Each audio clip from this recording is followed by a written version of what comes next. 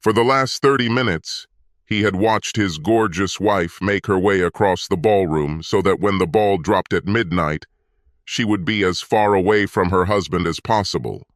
Surrounded by rich, self-satisfied peers, she will be passed around like a plate of Olivier, kissed and caressed by all the managers where he worked, and with special tenderness by his born-rich, imbecile boss. He knew this because his company's New Year's party had been like this for the past 2 years. The first year he accepted it, blaming it on too much champagne. However, last year, the bugle sounded too loudly, and he began to make preparations. Feeling a tug on his coat, he turned to face Deirdre, Josephine's best friend and accomplice. "Happy New Year, Mike," she exclaimed, reaching up to pull his head down for the annual pity kiss. He barely brushed his lips against hers before pulling away and looking into her brown eyes. Deirdre was another socialite, a trust fund child like his wife, from an even wealthier family than Joe's. He expected to see the slight smirk she usually gave him, explaining that she knew something he didn't know because she was a pillar noblewoman like his wife and his boss. Instead, he saw 2 new emotions, pity and concern. "Mike, don't take this so seriously. She simply exchanges kisses, according to the old New Year's tradition. She will return after a while, no worse, and will show you again how much she loves you." He looked at her skeptically. Deirdre tried to calm him down. "She really loves you, you know. She's just very sociable, lively and impulsive, and you're intellectual and silent. Sometimes she needs a chance to be with others who are more like her, but spending time with them only deepens her love for you." "Okay, Deirdre. So that's why she spent the entire Christmas party at her company under the mistletoe with her co-workers? We go to her Christmas party, and she spends the night dancing and kissing with the executives of her company. And here at my company's New Year's Eve ball, she spends the night dancing and kissing, no, sucking, with the executives of my company. So by kissing everyone at the party except me, she begins to appreciate me in a new way? Interesting concept. Tell me, is this another New Year's tradition, kissing imbecile George a dozen times? Or is this just her way of showing her love for me because she knows how much I hate this bitch?" To her credit, Deirdre had enough self-control to be embarrassed. She couldn't hold my gaze, so she turned away and tried again. "Mike, I see how upset you are, but you have to understand." "Really, Deirdre? I think I understand. For the first time in our 5 years of marriage, I think I truly understand." I turned my back to her, returned to our table, took out and opened the briefcase that I had placed under the table, and pulled out a rather large, brightly wrapped package. With my back to her, I took the ring off my finger and tied it in the middle of the bow that she had to remove to open the package. Turning to Deirdre, I handed the package. "I'll leave now. Please pass this on to your friend when or if she breaks the grip of the men around her. Give her my Happy New Year wishes, and I hope next year she gets everything she deserves." I turned to leave, but Deirdre pulled me by the arm. "Don't go, Mike. I'll go get her. She's had too much champagne again. You must take her home." "No, Deirdre, you don't need to. She has a room rented here at the hotel. She was here all day, entertaining the men while I worked. Of course, you know all this because you were here with her. She has her own car, clothes, everything she needs. I'm sure at least one of the gentlemen she's currently kissing will be more than happy to make her happy. Or maybe they will all be happy. Don't look at me like that. You told me the same lies last year. I gave her this year to decide. She decided, and so did I. Goodbye, Deirdre. I can't help but say that it will be a relief for me to never see you again." As I left the ballroom, I nodded to Helen, the HR director, with whom I had spent the first half of the day while my boss and his buddies helped get things done at the hotel. In reality, he was in a luxury suite, which he paid for with a company credit card, and had sex with my wife. Actually, I should have said they were in a luxury suite having sex with my wife, and I have photos and videos to prove it. Helen has one too, and the chairman of the board will have it within minutes. After I left the ballroom, Helen and her husband walked toward the crowd of men around Josephine. Deirdre made her way through the crowd of men, many of whom insisted on kissing her in the grand tradition. Several people tried to pester Helen, but they seemed to be put off by the scowl of her husband, a former American football offensive lineman. She made her way through the crowd to CEO George Burke and his companion, a little ahead of Deirdre. She stopped her husband a couple of meters away and watched. Deirdre's confused look and shrill cry of her name caught Joe's attention, and she broke George's embrace. She frowned at her friend's frightened look. Helen smiled. Deirdre handed over the luxuriously wrapped gift and said something to Joe, who took the package, leaned closer, and seemed to ask Deirdre to repeat herself. "Mike left this for you. He's gone, Joe. He watched you flirt and cuddle all night. And when you started kissing all these men, he gave me this package and left." Joe smiled. "Oh, you know, Mike, he throws these little fits when I don't pay attention to him for a few minutes. I will come home, ask him for forgiveness, and have sex with him. After that, he will forgive me and everything will be fine with us. He loves me. See, even when he gets angry, he leaves my gift. Let's see what it is." "Joe, I don't think this is a gift," Deirdre began, but Joe was already busily untying the ribbon to open the package. When the ring fell to the ground, she paused, frowned, and asked, "What is this?" George bent down, picked it up, handed it to her, and grinned. "Isn't this your husband's wedding ring?" She stopped tearing the paper, looked at him puzzled, and took the ring. She looked at Deirdre, who muttered, "I tried to tell you." Joe began to tear the wrapping off the gift and found a white gift box inside. Reassured, she smiled, shook the box, and said, "It's heavy," and began to cut the tape on each side with my fingernail. When the tape on the third side broke, the contents of the box fell out and scattered on the floor. She squatted down to pick up the fallen glossy sheets. Others squatted and picked up those that slid near them. Suddenly everyone froze. Joe's eyes widened and she screamed, "No!" This cry attracted the attention of others, and even more people entered their circle. Deirdre's eyes also widened in disbelief. She looked up and saw the look of horror on George's face. He picked up the 20x30 cm glossy color photograph lying at his feet, pressed it against his expensive suit, and spontaneously shouted, "What the fuck, Joe?" loud enough for everyone nearby to hear him. Everyone looked at the photos lying around and saw Joe having sex with people other than her husband. There were many photographs of Joe and George, as well as Joe with other executives at Mike's company, Joe's co-workers, and Joe's bosses. There weren't enough to cover everything in the Kama Sutra, but Mike did a good job of selecting photos that proved that Josephine was willing to have different types of sex, with men in any combination and in any number. Faced with photographs of her sexual adventures, Joe fainted. She fell backwards, and only George's substituted shoe saved her head from hitting the tiled floor and a possible concussion.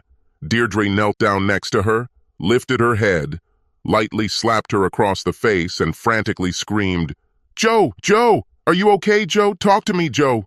Are you okay?" While both women lay on the floor, others began to pick up the photographs and look at them. One woman turned and hit her husband as hard as she could as he looked down at the photo he was holding. "You lustful goat! No wonder you don't have the strength to satisfy me!" He stared at her in stunned silence until she swung her purse and hit him in the right eye. He covered his eye, screamed in pain, and then collapsed to the floor as she kicked him in the groin with her pointy shoe. The woman knelt down and began methodically sorting through the photographs on the floor. She paused, looked up and stated, You bitches who are married to the management of Taylor and Son might want to take some of these photos and check them out. There are photos of other husbands having sex with these sluts. If you want to save money on a divorce lawyer, give me a call and I'll see if I can find us a group rate. 9 other women knelt down and began looking at the photographs as the men began to retreat. There are also flash drives here, one of them announced loudly. It is unknown what is on them. You stinking bastard! A beautiful blonde shouted at a well-dressed elderly man. Do you remember our marriage contract? You're bankrupt, bastard. Baby, I'm sorry. It didn't mean anything. She kept pestering me and I finally gave in, but that was only one time, and she still wasn't as good as you. Lying bastard, the blonde screamed, holding out 2 more photos of her husband having dirty sex with Joe. The blonde stood up and walked towards him with fury in her eyes, waving photographs and swearing at the top of her lungs. He stepped back, then turned and ran away. Another woman sobbed, clutching one hand to her chest and waving a photograph in the other. Her husband, hiding his face in his hands, also sobbed. The man picked up a photo from the floor, then showed it to the gorgeous woman standing in front of him, and said loudly, "You slut told me that I would never have a threesome because you would never do it with a woman." She blushed, turned and ran away, staggering on her 10-centimeter heels. Another woman selected 6 photographs from the pile and called out names as she walked toward the center of the ballroom. The puzzled woman stopped her, took the photograph, stared at it, and turned to her husband with a murderous expression on her face. He began to retreat as she trotted towards him, waving the photograph. This scene was repeated 5 more times, and each time the victim's companions were hit in the ears and eyes. Joe had already woken up and was looking at what was happening around her with glazed eyes. A man in an expensive tuxedo knelt next to her. He asked, "Are you okay?" She looked at him curiously and nodded. He asked, "Who are you? Can I help?" "I'm Josephine Lord," she answered gloomily. "But I don't think anyone can help me now." "Are you Josephine Reynolds Lord?" he asked incredulously. She nodded and asked, "I am. Who are you?" The man handed her a stack of papers that he was carrying with him, took a photo of it on his phone, and loudly declared, "I am a bailiff. You have already been served, Josephine Reynolds Lord." These documents, as well as the photographs and videos attached to them, prove the fact of adultery, which is stated in Michael Morris Lord's divorce petition. He turned to the large group. "Ladies, gentlemen, if you haven't had a chance to view the photos, just order a copy of the divorce papers, which are public records available on the internet. It lists the names of all the people Joe S.B. has had sex with in the last year, as well as where and when. For a nominal fee, I can provide a link to Joe S.B.'s website, which fully details her exploits since January 1st of last year. If you would like to review them to determine whether your husband or wife has been involved in a paired 3-way, 4-way, or more sexual relationship with SB, you can contact me online at cheatingspousepi.com, and for a nominal fee, a link will be provided on its website. For an additional fee, I can provide digital copies of participant activities. You will find this type of evidence very useful in court. I look forward to your call." He bowed deeply and walked away, leaving tears, fear, and panic in his wake. He's probably going to hell for this stunt, but he got paid very, very well for it. Besides, this was New York and his office was in New Jersey, where his family was very influential. Joe still had the divorce papers in her lap, leaning back in her friend's arms, her mouth open in disbelief. She looked at the faces gathered around her and saw hatred, pity, anger, and anxiety. The inevitable admiration, lust, and envy that she had known all her privileged life were completely absent. And the enormity of her loss and shame finally became apparent. She clung to Deirdre again and buried her face in her friend's chest, sobbing inconsolably. George Taylor ordered his henchmen to pick up those damn photographs and burn them.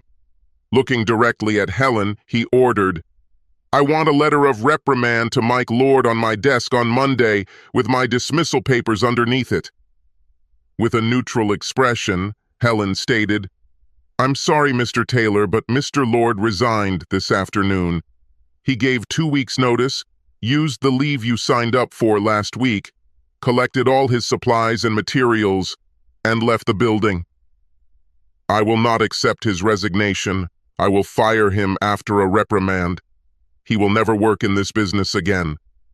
Sorry again, Mr. Taylor, but before he left, he met with the chairman of the board, and your father accepted his resignation.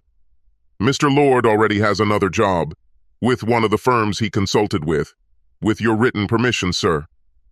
Taylor's face was so red that listeners and spectators feared he would have a stroke as he muttered loud curses at his father and Mike Lord. Helen and her husband watched his embarrassment with glee, clasping each other's hands in delight, naturally maintaining a neutral facial expression. Mike Lord was driving from New York in a new four-wheel drive Chevrolet High Country Suburban with a 6.2L turbo diesel engine ordered over standard. He specially ordered an SUV in the fall, as soon as new models became available, and it was delivered to him yesterday. The navigator reported that the route he had chosen would take 24 hours and 32 minutes to get to his new home in Austin, Texas. He knew it would actually take the better part of a week, because the farm boy from Idaho was going to absorb the culture of the rural states he would be passing through. When he reached Virginia, he intended to abandon the main highways, take the country roads that John Denver sang about, and visit the small towns in the Carolinas that Mary Chapin Carpenter sang about. He was going to try the homemade jellies and jams sold in roadside stands and small local shops, and eat where the locals ate, away from the highways and the rushing, bustling people and lifestyle he had come to hate. Their checking and savings accounts were separated, but only after he bought his SUV. Since she had earned 10 times that amount throughout their marriage, an $88,000 car would do little to even the score. But he was happy to use at least some of her money to buy it. Under the terms he proposed, he would keep his investments and pension funds, and she would keep hers.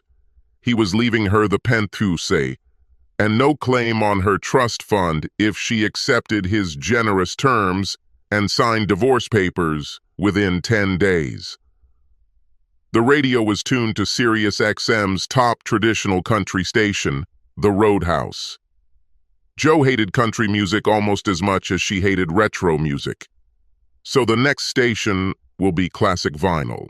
Now he was his own master, and not the ignorant cuckold that she had made him out to be for at least 2 years.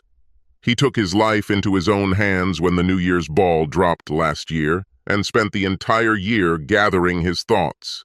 Perhaps Taylor and Son would survive his departure, but he seriously doubted it. Working under George's inept leadership and deprived of the many design improvements and patents that Mikey had brought to the company over the past 5 years, he expected it to collapse within a year or two. He smiled at the thought, knowing that his work had accounted for more than half of the previous year's new sales and profits, and that he had the best developments and design improvements ready to go as soon as his new company could get up and running. Oh, his old boss, George's current chairman and dad, Randolph Taylor, will likely sell the business before it collapses. But George will be exposed as the inept charlatan he is before that happens. The thought of this made him smile. Tonight he exposed George and his own whore wife as immoral and unprincipled scum of society. Over the next year, he will expose George's ineptitude as a businessman when his new company squashes his old one like a bug that has just been smeared on the windshield. Thinking about it made him smile. He wouldn't mind being a bug on the wall, a bystander when Josephine's parents find out about his antics at the ball. Helen had already called him to tell him how wonderful everything had turned out. Having her scatter photos all over the ballroom was beyond his wildest dreams, even though he had deliberately designed the box so that it would fall apart when the film was cut on 3 sides. Her parents looked down on him from the beginning and were dismayed when their precious, perfect daughter decided to marry him.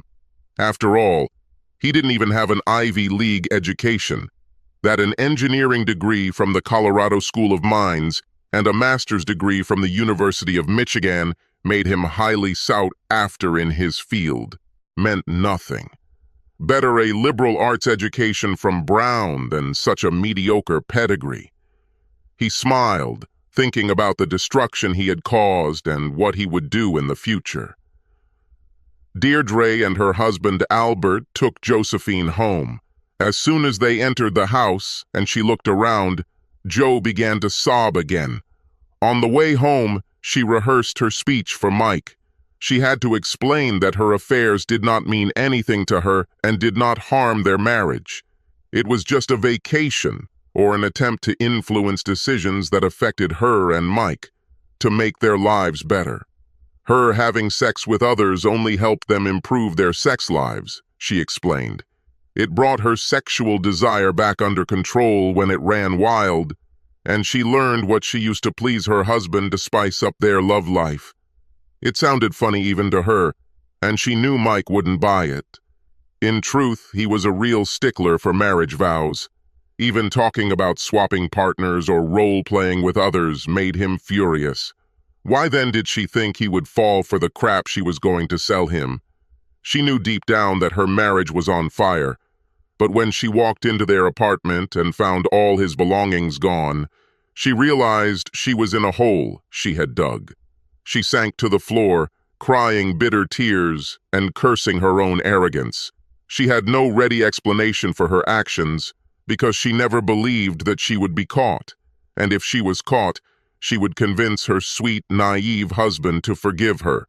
She was successful for 3 years, and tonight he burned her marriage and reputation to the ground. The week went by quickly for Mike. He cloned his SIM card before throwing the old one into the dirty city snow so that he could initiate contact, but no one could interrupt his journey through the Old South to his new home in Texas. The emails he set up were sent out all week. Spouse after spouse received an individual letter with an attachment, and marriage after marriage burned down. The thought of this result made Mike smile. The letter to Deirdre's husband was sent yesterday. Thinking about Al's answer made Mike smile widely. Joe was responsible for her own actions, but Deirdre's story of the pleasure she got from her personal experience as a slut and her friends urging to share the joy of spreading her legs really influenced Joe's decision. It was day 4, and back in New York, Deirdre and Joe were sitting on the couch in their apartment. It was now their apartment because Al had kicked Deirdre out after receiving the email and watching the video. It featured 5 segments of sexual activity and an insightful conversation with Joe in which they described their conquests and pleasures, listed their lovers by name, and occasionally laughed at their ignorant husbands. Albert sent copies of this conversation to each of the wives of the named women if he knew them, and he knew most of them. The fire spread, and Albert smiled as he looked at the flames. Things weren't any better for George. His father fired him and disinherited him.